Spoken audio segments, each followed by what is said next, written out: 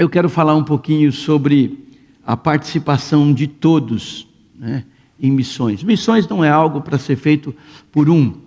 Missão é feito para todos, né? A ordem foi deixada para todos. E hoje é a última oportunidade que eu tenho como pastor da igreja de falar sobre missões. Semana que vem nós vamos renovar o nosso compromisso de promessa de fé. Eu espero que você, como membro da igreja, já tenha retirado o seu cartão de promessa de fé. Eu espero que você, como membro da igreja, já tenha orado e já tenha tomado uma decisão, né? E lembra que cartão é feito em duas partes, né? A maior você guarda para você, a menor você entrega. Não tem lugar para colocar o seu nome, só tem lugar para você colocar a sua promessa de fé, tá? E entregando essa parte, nós vamos fazer a somatória dos valores, e a somatória é o que vai para o nosso quadro. E eu tenho falado aqui, não precisamos de muita fé para subir a nossa promessa em 10%. Né? Então, basta cada um fazer a sua parte. Basta cada um que já participa da promessa de fé, né, tomar uma decisão de aumentar a sua promessa de fé em 10%. Basta aqueles que chegaram agora, nós temos muita gente nova chegando na igreja, basta alguns dos que chegaram, né, ingressarem conosco nisso, e nós vamos ter um alvo maior do que esse, e nós vamos conseguir enviar mais missionários. Mas hoje é a última manhã, né? Domingo que vem é o pastor Luciano que vai pregar, tanto pela manhã como à noite, né? E à noite a gente vai somar os nossos cartões, tá? Então, se você já preencheu, já entrega, não precisa esperar. Na hora que as salvas passam, você pode já entregar, e assim os tesoureiros podem já ir contabilizando, e a gente já vai, quando chegar no domingo à noite, mais fácil de ter o valor somado e apresentado para nós, tá bom? Nós já lemos o trecho que nós vamos abordar hoje, Atos 20, então eu não vou entrar mais no trecho, ele já foi lido, e eu vou trabalhar ele um pouquinho durante o decorrer da mensagem. Mas duas cenas me chamam a atenção no aeroporto. Não sei se você já parou para pensar nisso, ou já olhar para isso, mas essas duas cenas me chamam bastante atenção. Por um lado, a gente tem táxis parando, e as pessoas pagando passagem, e descendo correndo sozinhas para dentro do aeroporto para pegar o seu avião. Nós temos as pessoas que vão levar seus parentes, os seus amigos para o aeroporto. E esses você vê, eles fazem questão de ir até o estacionamento e pagar o estacionamento, que é caro, né? E fazem questão de todos juntos irem carregando as malas até o lugar do check-in, e fazem questão de todo mundo lá no check-in, né, e entregar as malas das pessoas, e depois ficam esperando até o último minuto, até o derradeiro minuto, e no derradeiro minuto se abraçam, choram, beijam, e ficam ali dando tchauzinho, até que a pessoa vá e vira, né? E a hora que vira, não tem mais jeito. Essas duas cenas me chamam a atenção. Por quê? Porque no primeiro caso, a gente entende que o passageiro ali é apenas um cliente. Apenas um cliente. O carro parou e o motorista simplesmente estava fazendo o seu trabalho, né? No segundo caso, a gente vê que o passageiro era alguém especial, né? Não era qualquer pessoa. No primeiro caso, o motorista, ele não pode esperar, ele não pode descer do carro. No segundo caso, ele quer estacionar do carro, ele quer acompanhar a pessoa até o momento final ali, né? No primeiro caso, né, o motorista, ele está fazendo aquilo por obrigação. E no segundo caso, ele está fazendo por amor. E às vezes é muito mais fácil você falar, pega um Uber. Ah, não posso falar essa palavra aqui. Pega um táxi. Né?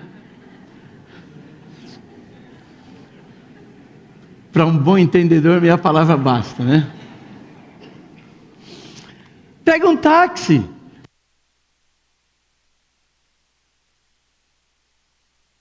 Não vou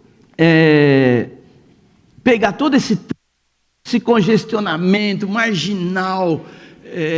Eu não vou ter trabalho, eu não vou me cansar de ir e de voltar. Então, pega um táxi. Né? Falei certo agora, né?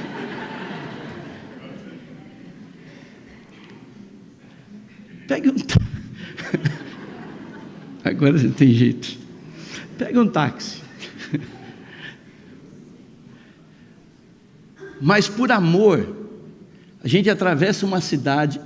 Vocês lá do Tatuapé não, né? Mais fácil, né? Já cai lá na rodovia. Daqui até chegar na rodovia é cruel. Mas a gente faz por amor, a gente vai, pega trânsito para ir, pega trânsito para voltar. E nessas duas situações, dois fatores marcam a diferença, né? Relacionamento e comprometimento. De um lado, não há nenhum relacionamento e nenhum comprometimento com aquela pessoa, com o passageiro que está indo. Do outro lado, há relacionamento, há comprometimento, né? E o texto que nós lemos, ele fala de uma viagem, né, do apóstolo Paulo, né?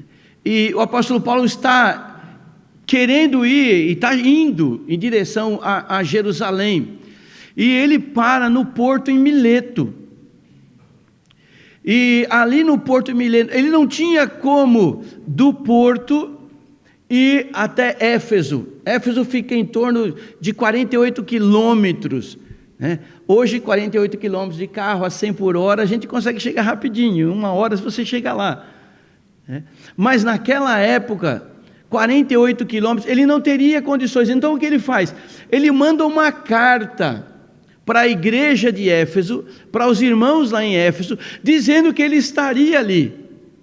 E alguns irmãos de Éfeso se deslocam, dizem que aquela viagem de Éfeso até Mileto levaria em torno de uns 3 dias. E alguns irmãos se deslocam então de Éfeso, descem de Éfeso até Mileto, até o porto, para se encontrar com Paulo. Lembrando que Paulo, numa de suas viagens missionárias, havia fundado a igreja de Éfeso. Então, aqueles irmãos saem de lá e vêm se encontrar, né, com Paulo. E depois de passar algum tempo ali em Mileto, com Paulo, chega o momento de se despedir. Paulo precisava ir embora. E eu quero observar com vocês então, né, o relacionamento, né, e o comprometimento demonstrado em 3 palavrinhas aqui desse texto. Apenas 3 palavrinhas, tá? Não é a musiquinha, tá bom? 3 palavrinhas só e a gente vai embora, tá? Então não se preocupe que até 12:30 vocês estão embora. Não, brincadeira, tá? A primeira palavra é a palavra eles, um pronome pessoal na terceira pessoa do plural. Eles. Eles, né, o pronome está implícito aqui. No versículo 38 diz: e acompanharam-no até o navio. E eles, aquelas pessoas que desceram de desceram de Éfeso até Mileto, para passar um tempo com Paulo, né? Eles acompanharam Paulo até o navio. A palavra eles é tremendamente importante na Bíblia, principalmente no livro de Atos. Quando a gente começa a fazer um estudo sobre a palavra, o pronome eles, a gente vai encontrar, por exemplo, logo no início da igreja, né, que eles estavam juntos, reunidos, no mesmo lugar. Eles, os crentes, todos eles se reuniam no mesmo lugar. Também, logo no versículo 4 do capítulo 2, diz que eles, todos eles que estavam ali, foram cheios do Espírito Santo.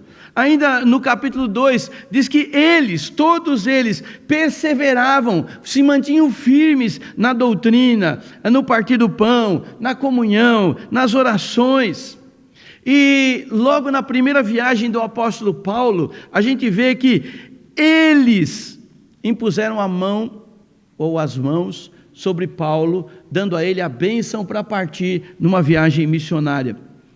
Eles, a Bíblia, quando trata de igreja, quando trata de ministério, quando trata de irmandade, sempre usa a palavra eles, porque o trabalho, a comunhão, a doutrina, as orações não podem ser de um, não pode ser algo isolado. O ministério é para todos, todos eles estavam envolvidos. Quando a gente volta para o nosso texto, né, no capítulo 20 de Atos, eu espero que você esteja com ela aberta, a sua Bíblia aberta aí, mas no capítulo 20 de Atos, versículo 36, nós temos algumas outras informações importantes sobre eles. Você percebe aqui que diz: tendo dito essas coisas, ajoelhando-se, orou com eles. Então a gente percebe que na partida de Paulo, quando Paulo vai partir, quando Paulo vai embora para prosseguir na sua jornada, na sua missão, eles oram, eles estão juntos orando, né? Versículo 37 diz: então houve grande pranto entre todos, todos eles choraram, todos eles abraçaram Paulo, todos eles ficaram tristes. Olha o versículo 38, diz: entristecidos. Sempre a ênfase está no conjunto, não foi apenas um que orou com Paulo, todos oraram com Paulo. Não foi apenas um que abraçou a Paulo, todos abraçaram Paulo. Não foi apenas um que se entristeceu com a partida de Paulo, todos se entristeceram com a partida de Paulo. Eles significa que todos estavam envolvidos, estavam juntos. Gente, missões não é algo que a gente faz simplesmente com um programa na igreja. Missões não é algo apenas para a gente dar dinheiro. Esse é o único mês que de fato nós enfatizamos a importância do dar. Geralmente nós não falamos, nós ensinamos nas salas, nós não falamos em dinheiro. Esse mês nós falamos, mas deixa eu dizer claramente, tá? Missões não é um momento aqui, um programa que nós estabelecemos para que a gente dê dinheiro apenas. Nós não queremos que simplesmente você preencha um cartão de promessa de fé e diga: eu já estou fazendo a minha parte. E muitas pessoas pensam que fazer missões é dar dinheiro, mas fazer missões é estar envolvido num relacionamento, é estar envolvido num comprometimento, tanto de quem vai como de quem fica. Missões não é algo para apenas alguns participarem, e por isso nós fizemos mais cartões do que membros nós temos na igreja, porque não é só para um. E infelizmente a estatística, como vocês viram, o irmão Sérgio tem apresentado várias estatísticas, mas infelizmente as estatísticas mostram que o mínimo de igrejas cristãs evangélicas está envolvida com missões.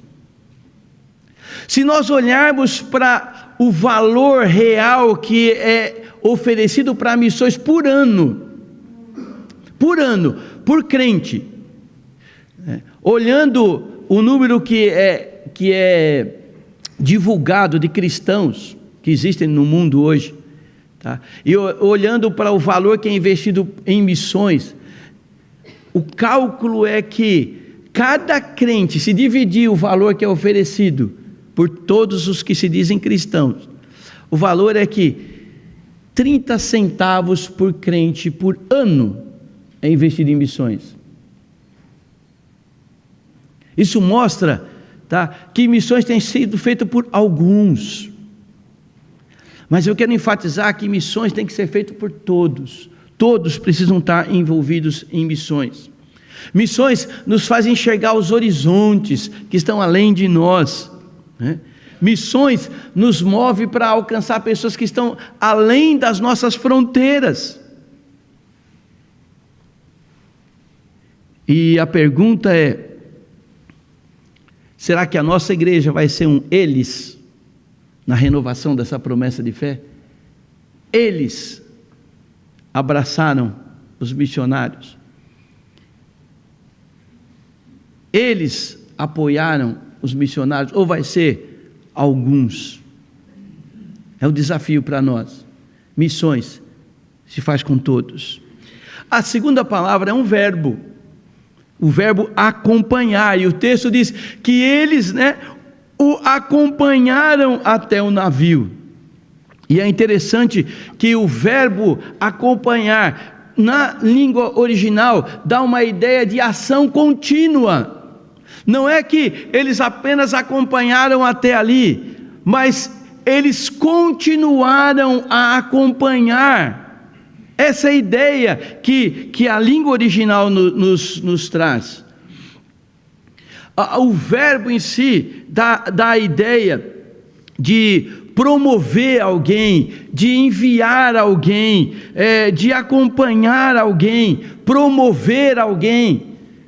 Então, o que o texto está dizendo é que eles todos aqueles, estavam enviando, encaminhando, mas não apenas despedir, tchau e vai embora. E às vezes a gente faz isso, né? Às vezes a gente, por exemplo, o taxista que foi levar o passageiro até o aeroporto, às vezes no caminho eles desenvolvem certo relacionamento, conversam algumas coisas, trocam algumas informações, e quando chega ali, fala tchau, e nunca mais, eu nunca mais vou te ver, você nunca vai mais viver, acabou por ali. E alguns, eles enviam missionários dizendo: olha, vai, está aí o dinheiro, tchau, se vira. Quando diz que eles o acompanharam, está dizendo que eles estavam continuamente acompanhando. Por isso que nós fazemos questão aqui, todo culto, colocar uma foto de um missionário, todo culto falar alguma coisa sobre aquele missionário, todo culto orar por aquele missionário, para que a gente continue acompanhando, e não seja uma coisa simplesmente, fizemos a nossa parte. Não, a nossa parte continua durante todo o tempo que o missionário estiver no campo. Nós precisamos acompanhar os missionários. Quando a gente olha para a ideia do verbo, a gente vai perceber, que há um forte indício aí, pela ideia da palavra, que aqueles irmãos forneceram para Paulo tudo o que ele precisava para a sua viagem e para a sua estadia, aonde quer que ele fosse. E quando nós acompanhamos os nossos missionários, significa que nós vamos continuar com eles em oração. Às quartas-feiras nós temos a nossa reunião de oração, e nós temos ali atrás um cartão de oração, onde você pode, e se você tiver algo que gostaria que a gente orasse por você, você pode pegar um cartão ali e colocar o seu nome e a razão pela qual nós vamos orar por você, e você pode colocar ali na caixa de orações, porque às quartas-feiras a gente distribui isso. No verso do cartão de pedido de oração, tem uma relação com o nome de todos os missionários que essa igreja apoia, para a gente orar por eles. Então nós oramos pelo pedido que a gente recebe, mas a gente ora também todas as quartas-feiras pelos missionários. A gente quer incentivar a igreja a continuar acompanhando. Acompanhar significa que eles estavam com ele. Por quê? Porque eles tinham um relacionamento com Paulo. Não era só um apoio financeiro. Eles forneceram as necessidades para a viagem. Eles estavam juntos no período todo da missão de Paulo. E a pergunta que eu quero deixar para nós é: como é que está o nosso acompanhamento? O seu acompanhamento. Nós temos um conselho de missões, nosso conselho de missões está em constante contato com os missionários. Mas será que você não poderia mandar um e-mail para um missionário? Uma cartinha que seja, né? Uma pergunta, como é que está, como não está? Lembra, gente, a pessoa que vai, ela deixa tudo aqui. E às vezes vai para um país como esse, onde a cultura é completamente diferente, o idioma é diferente, os costumes são diferentes e não tem ninguém ali que fale a sua língua. Aquela pessoa precisa de apoio, de acompanhamento constante, e não só de sustento para ele ficar lá, mas um acompanhamento. Então, quanto nós estamos acompanhando os nossos missionários? Será que nós podemos fazer melhor? Vamos começar um novo ano, tá bom, vamos alcançar um alvo, vamos, mas vamos melhorar no acompanhamento, vamos fazer um pouco mais. E por fim, a última palavra, e agora uma preposição, até. Eles o acompanharam até o navio, e essa preposição, ela marca uma ideia de limite geográfico. Eles foram com ele até o navio, tinha um limite, um espaço, e dali para lá eles não poderiam mais. O navio iria levar Paulo para a sua missão, o navio iria separar Paulo daqueles crentes da igreja de Éfeso. E o que a gente percebe com isso é que os irmãos de Éfeso não poderiam acompanhar Paulo. Os irmãos de Éfeso não poderiam entrar no navio. Os irmãos de Éfeso não poderiam ir com Paulo até a sua próxima viagem. Sabe por quê? Eles foram até onde o limite permitia. E isto porque o chamado não é igual para todo mundo. Uns têm um chamado para ir, os outros têm o chamado para ficar, para acompanhar, para apoiar, para sustentar. Então naquele momento há uma marcação muito específica da obra do Senhor, os que vão e os que ficam, mas há o comprometimento, há o relacionamento. Nem todos aqui, talvez Deus tenha chamado alguns aqui para ir, mas nem todos são chamados para ir, mas todos estão chamados para acompanhar, para levar até o limite, até onde pode ir. Aquele ponto de até o navio marcava algo bem específico. O navio era obediência para alguns que iam, mas também deveria ser obediência para alguns que ficavam. Eles todos compreendiam que havia